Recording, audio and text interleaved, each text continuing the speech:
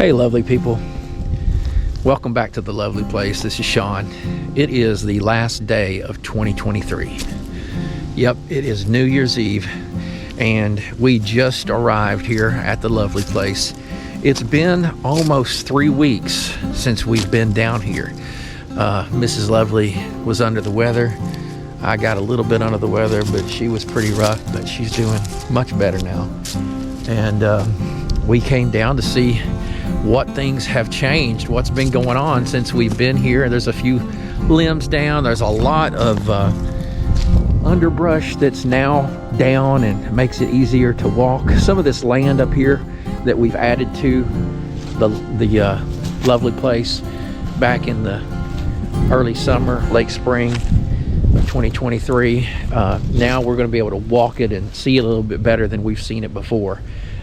Before it wasn't ours, and we added that on, and it was an important area to add on because it's kind of near where it's very near where we're going to be building our home in the future, and where our current barn is, and the future tiny house right there. Now, when I did walk it with the surveyors, and there's a video of us surveying all of that and all it took to accomplish that, when I walked it with them, I saw an area that I had heard, and I think this is what I had previously heard of from some folks that have grown up here in this area. I was at a local market, and this one man in particular, an older gentleman, was telling me that he ran this land a lot when he was young, and there was a little cave. I don't know how big actually, but he said it was there was Civil War era writing and stuff on the cave walls. I see what looked like maybe a little opening. He said it was somewhere on this land. I'm not sure if he's specifically referring to our section or possibly some neighbor, but based on what I can tell, I think that this is most likely the area that has that possible cave. And when I walked it, like I was about to say, there was some little rock overhang and some hollowing out under the rock up that hill, and I'm wondering if that might be where it was, and if it's just kind of filled in over time with debris and stuff. But we'll go take a look and see if we can find that and walk that land and get a little better look at what we've got now. I will tell you that it has a southwest facing side, which would be amazing for our solar panels that we're going to be installing. It would be a lot closer to our buildings. However, I really want the solar panels for a specific reason, and that is so that if we lose the grid, that we will have it up here and it will be private and secure. If I put it over on that southwest side of the hill, there's a road that it would be visible to, and I would much rather it be out here in the field where no one at all can see it but us. Now the downside for it being out there is I need to put it about 800 feet out that way to avoid the shade from all the trees, so that's going to be very expensive, and you're going to lose a little voltage doing that. But I think it's a trade-off. You know, you gotta ask yourself what's your purpose in doing what you're doing, and my purpose for off-grid is definitely not saving money. Oh, we got us a big stick down here, because if I was wanting to save money, I would have probably been cheaper, not in the long term, but initially it would have been cheaper to just tie into the grid, because 3/4 of a mile that way is a road, and I could tie in to a transformer there, or I could go across that hillside that I was just telling you about and tie into a neighbor's pole. He gave me permission to do that, and that would have definitely been our closer option. But we don't want to be on the grid. You know, 2024 is coming. If you're watching this video, you're already in it.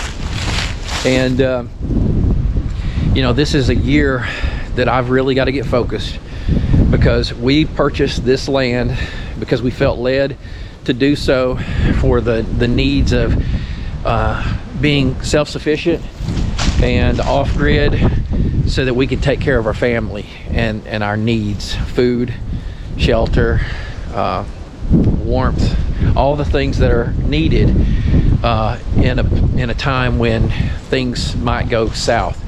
And I think we all sense that those times could come. Hope and pray that they don't, but if they do, let's all try to get ready for it.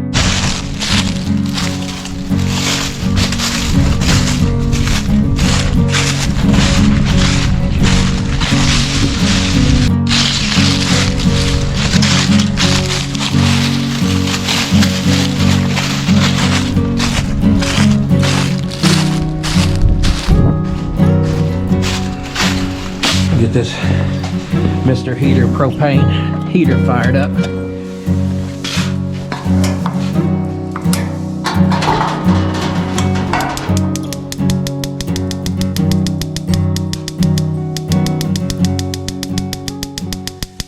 It's been a while, like I said, so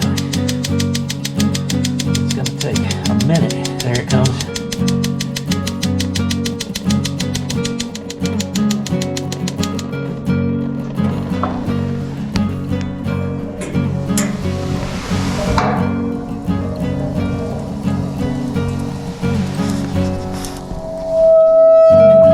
So just something that occurred to me, there's something that I recently got up here that you haven't seen yet. Now, you have seen these tanks here.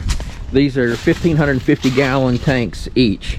And we're gonna plumb them in off the gutters and have our own rain harvesting system going into those tanks. They're specifically made, you know, to hold water and keep it in a condition that we can filter it and we can drink it. But what you haven't seen are two brand new tanks. Well, they're brand new to me. I got these used from a farm.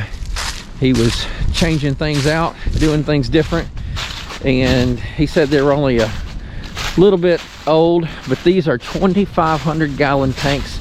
There's the 2,000 mark. 2,500's up there. Oh, there you go. Water only, and I've got two of them. That one's laying on its side. So these big bad boys are going to go in place of those two, and we're going to be putting two carports back here that we're going to put siding and roof on, kind of to match the barn there, and we'll probably use those 1,550 gallon tanks on them and run all that water over to there. Now, I haven't really thought about how I'm going to make it happen too deeply yet, but I do see that that's going uphill. So I'll probably set these up on something. I did a little drawing to figure it out, but I got to get back into that and check and see what the plan's going to be. So yeah, we want to be self-sufficient with water, with electricity, with heat. As you saw recently, we installed our wood stove, and we're going to be doing a first light in that wood stove very soon, and we're excited about that. Well, I called it a first light, but the other day we did put a little paper in there. I mean, we didn't burn any wood, but we threw a little paper in there just to watch it burn for a second. So this will be the first wood burn that we're going to be doing here in the near future. Who knows, we may do it on this video. I'm not sure yet. But yeah, this is the stove, if you haven't already seen it. We created the little pedestal there to store firewood in. So yeah, this whole hill right here is kind of new to us, so we're gonna check it out. So I won't keep the camera rolling this whole walk, but when we get up in here and there's something cool to see, I'm gonna show you. So here's the barbed wire fence, and that tree has taken it out. So we're gonna cross right here.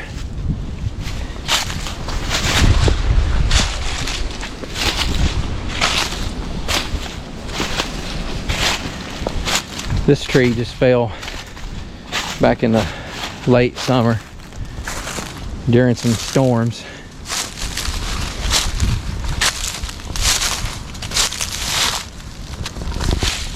Rock's been buried for a long time. A lot of times you can find arrowheads and different things when a tree topples over like this, because it's pulling up dirt that's been buried for years and years.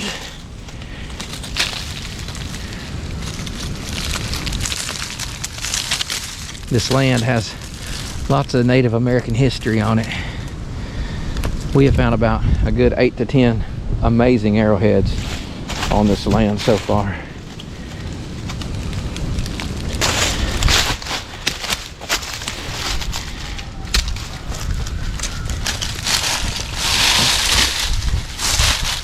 That's an interesting, nice flat rock, different texture to it. On this side up here, it looks like a real pretty rock. Broke off up in there, and I think I see the other piece of it that must have broke away right down here. Wonder what that is. Any idea? If you know, send me a comment, let me know what that is. It looks like it could be sure. What do they make the arrowheads out of? Flint. Yeah, flint rock. I don't know. It does look like flint rock to me. And flint and steel will start a fire. Maybe we can test it out later. Let's continue on. So let's walk around this direction. If I remember, the little area that I thought could have been an old cave entrance is on up this way. Now, you see all this rock piled in here, all around this area? This is not the area I was talking about.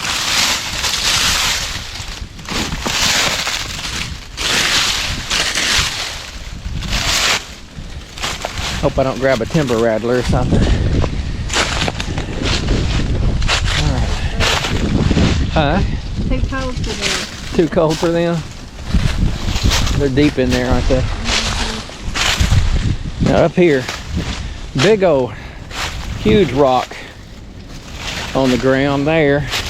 And it's this area here, between here and up there, I believe is what I saw previously that got me wondering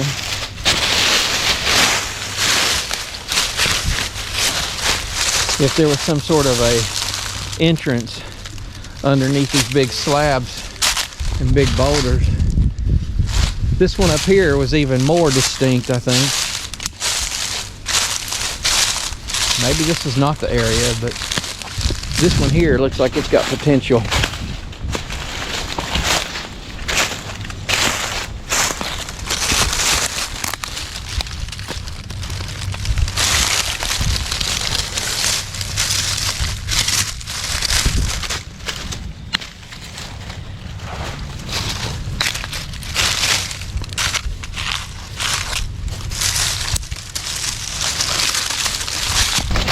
Yeah, that looks like that might be a cave under there. It could have been. I mean, all this stuff could have filled in. There's another area over there. Let's go over on this side. I'm kind of on a rock, so I'm probably gonna climb. Yeah, you might sink in somewhere.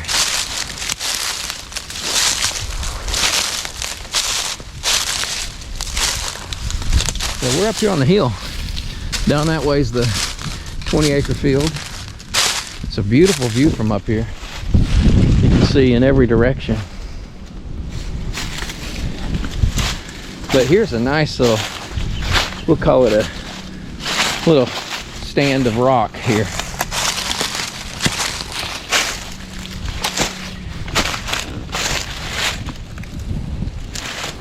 The mossy rock. But yeah, on the other side of this hill, up that way is the southwest. That's where I'm talking, over there. Having the solar array would be amazing.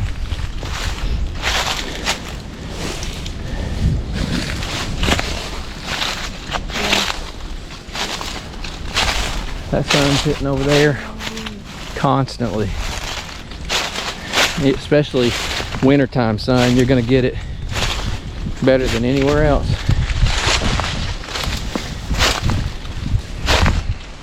Oh, we got a neighbor on the other side of this hill, and our border with them is right here at the top of the hill.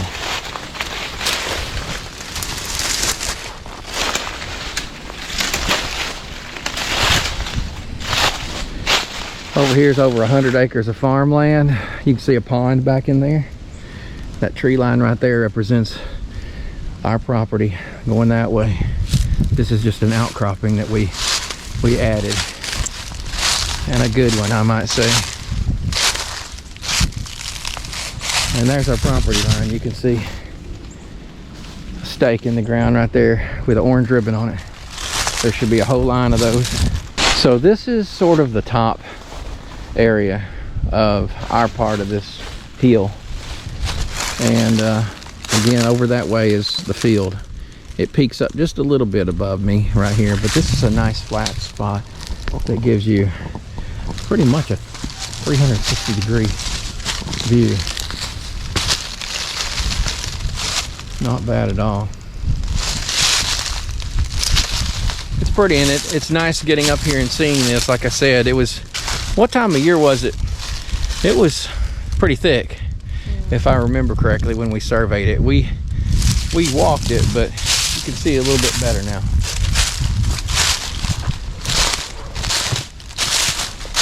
But right over there is where it'd be great to do solar.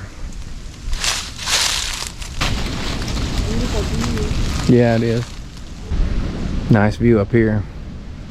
This is that mound of rock I showed you a few minutes ago. From right here you can see out the whole field practically all the way down to the creek down there and over toward the barn. I'm glad we had added this to the 60. Well, it actually made it to 60.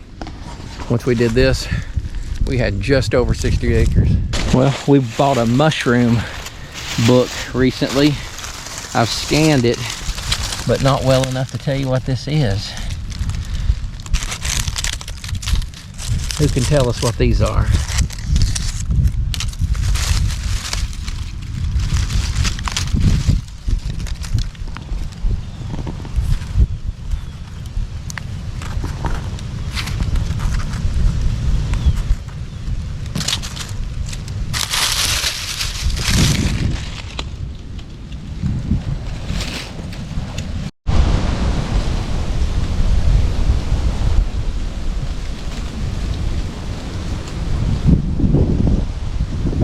This is a nice little hill right here. So this is the property behind us. Farmland, they do soybeans and corn, and there's our woods. The back 40 acres basically. The barn and the home would be over that way, and then our 20 acres of field through those trees there. You cleared out the underbrush and just kept some big trees up here. Built you a little cabin up here. This would be a nice view. Look what we found here. Mrs. Lovely said this could be elderberry, but we don't know. That would be a great find if it is. You said there's a bunch of them? Oh yeah.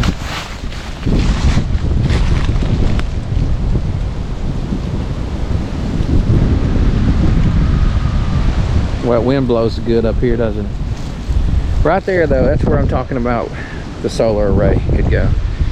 And it could get that sun. Look at that. This is, like I said, the very end of 2023, New Year's Eve, and we have that kind of sun right here. Imagine in the summertime. Might even get less in the summer than you get in the winter. It's so low, it's just perfect. But that wind sure is high. I'd hate to have to take that big old tree out. What a tree this is. They probably pushed all this from that field. This is probably a bunch of rock. What's that? Yeah, you don't want to fall on that, do you? Look at this. What a climbing tree this would be. I don't know. What kind of tree is this? It's huge. It's beautiful. Got a limb that's about to come off there. But man, that's a big old beautiful tree. Yeah, it goes out there. It's nice.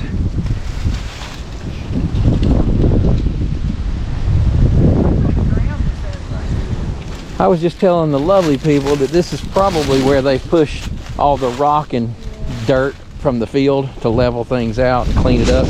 Right back here over the years, many years ago. That's probably what a lot of this lower stuff is. You can see where they pushed it to, basically, right here. Just love nature. Can't get enough of it. Look at that rock there with that hole in it. Pretty cool. Bamboo right next to it. There's a bamboo shoot, isn't it? No, that's a corn stalk. That's a corn stalk, yeah. But yeah, there's the holy rock. Here's a corn cob. This rock has a corn cob pipe. Let's give it a button nose. Well, we got to find some eyes for it. I don't think we're going to find any coal. Here we go.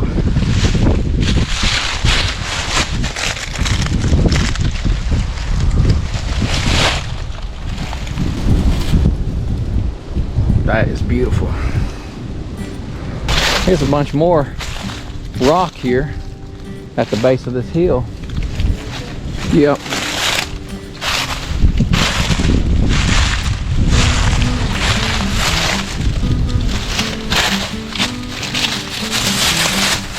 Interesting.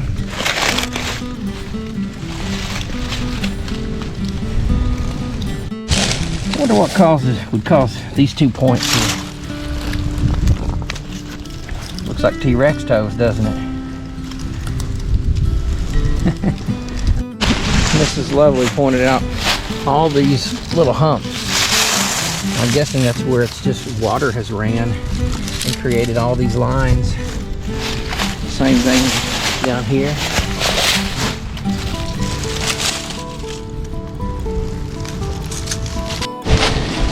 Well, there's some nice rock right there, huh?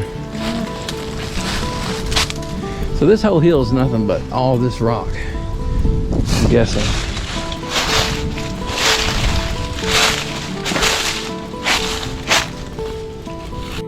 We got one of these, another one of these green, evergreen holly bushes here. At least that's what I'm calling it. They stick out like a sore thumb in the wintertime, don't they? So if you've watched the channel at all, you know we want to be self-sufficient, off-grid and all that stuff. We want to prepare for worse times. But another reason that we purchased this land is just the absolute love of land. Just loving having nature to do what we're doing today. Just to walk around and just enjoy it. There's a dangerous tree. She's dead. Yeah, let's get away with this wind. Let's get away from it. You going up that way, uphill from it.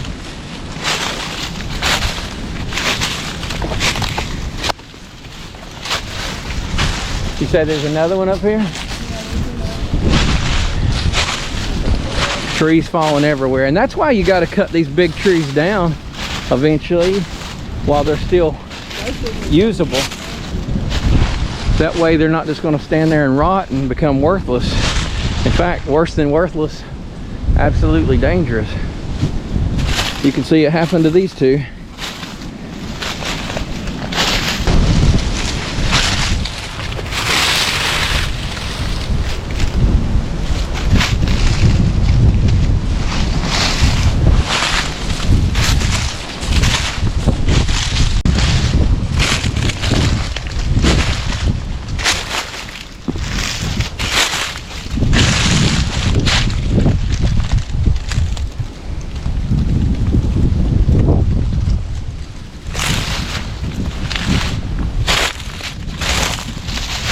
Well, we're back where we started, and I just came on this side and I noticed this big old rock way under here.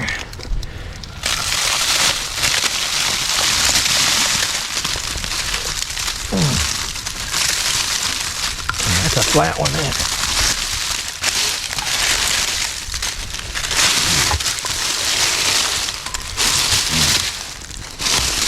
This kind of stuff is just cool to me. I mean, we got what? Yeah, those look like vultures. They think we're dead deer up here. I don't know, that looks like a hawk maybe. The way it's done, it's a hawk, looks like a hawk. I think it's those That's a hawk. Yeah. Tell me if I'm wrong. That's a hawk. Anyway, so cool.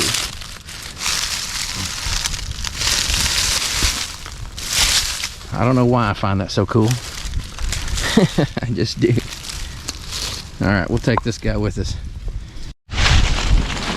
And we're back to the driveway.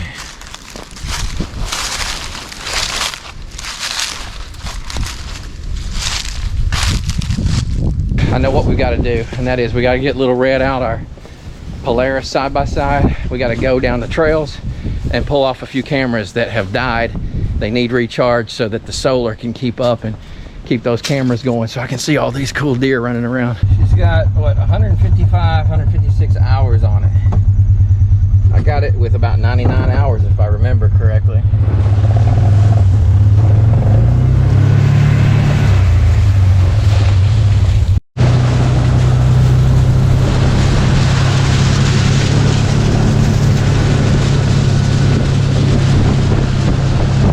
Okay, so I was able to get 3 cameras down, the 3 that were dead, and I could be wrong, but I'm pretty sure that those are the same 3 cameras that I had to charge at the very end of summer. And I think I know why. At least on one of them, I definitely know why. And I bet if I do a thorough inspection, I will find the same issue with the other 2. So these are the Keen and the Reolink cameras. So let me show you what these look like. This is Keen. It's got the antenna on it. It's Wi-Fi. I've got a whole video of setting these up. It's not Wi-Fi, it is cellular. I'm just used to saying Wi-Fi. These are cellular. We have no Wi-Fi out here, but we do have cell towers. This is the solar panel wire, and if you can see right there, a doggone squirrel made a little lunch out of this little connector, and we have wires completely exposed and spliced up. I went ahead and cut it off right there, and I'm going to wire up a new head on a other wire. I'll go back up that trail. That's actually on the driveway there. We got others on the driveway, so we're not worried we'll still catch anybody trespassing. But that was just another one a little bit closer in. And but yeah, I'll get this thing charged up at home on some electricity, and then I will rewire this puppy, come out and inspect it, and I'll go down in the woods where the other ones are and one by the creek, and I'll inspect those wires thoroughly. Now here's what I did find. The one down in the woods near the creek, I plugged in this. Once I got up on the ladder, I unplugged it. I noticed that the solar panel was in full sun, so I'm thinking, why is it not charging? And so I plugged it in, and I had a red and green flashing light. It would go green, red, green, red. So I'm going to look that up and see if that tells me what, you know, what that error might be. All right, we might as well clean up a few leaves off of this concrete area that we have out front. Let's clean it up.